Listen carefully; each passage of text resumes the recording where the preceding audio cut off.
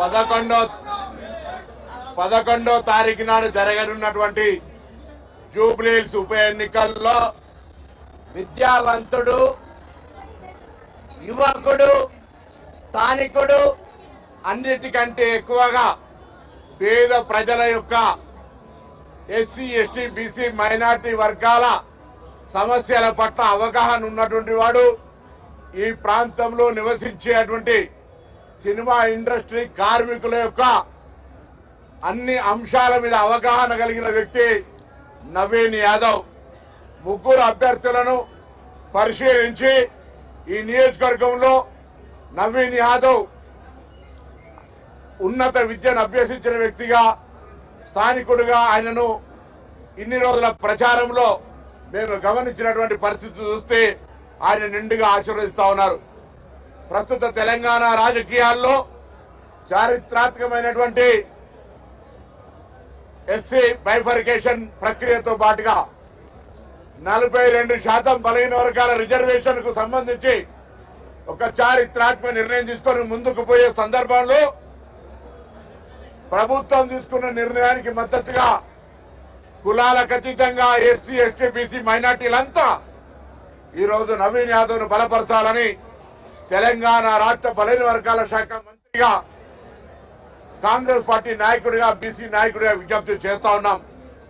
అంతేకాదు ఇలా అభివృద్ధికి సంబంధించి గత 10 సంవత్సరాలుగా జరిగిన నిర్లక్ష్యాన్ని ఇప్పుడు రాబోయే 3 సంవత్సరాల్లో అభివృద్ధి చేసి చూస్తామనే మాటతో పాటుగా మనం ప్రస్తుత రాజకీయ పరిస్థితుల్లో చూస్తా ఉన్నాం.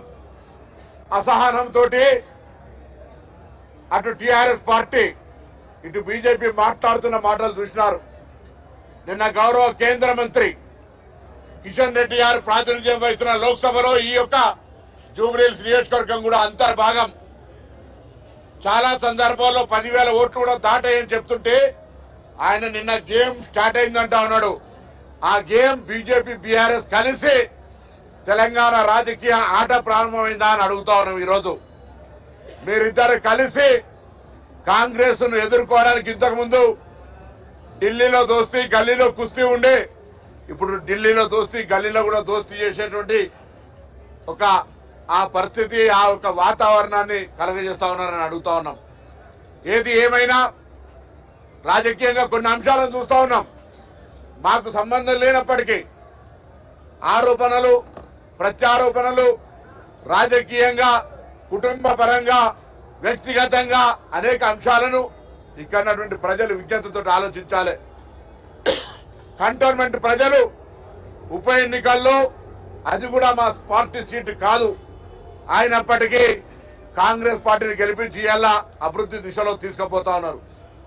జూబ్లీహిల్స్ ప్రజలు కూడా విజ్ఞతతోటి అధికారంలో ఉన్న కాంగ్రెస్ పార్టీకి ఆశీర్వచనం ఇచ్చి రాబోయే 3 సంవత్సరాల్లో గత 10 సంవత్సరాలుగా పరిష్కారం కాని సమస్యలన్నీ పరిష్కరించుకునే విధంగా కాంగ్రెస్ పార్టీ అభ్యర్థి నవీన్ ను, బలహీన వర్గాల బిడ్డ విద్యావంతుని ఆశీర్వదించాల్సిందిగా మరొకసారి హృదయపూర్వకంగా అందరికి విజ్ఞప్తి చేస్తా ఉన్నాం.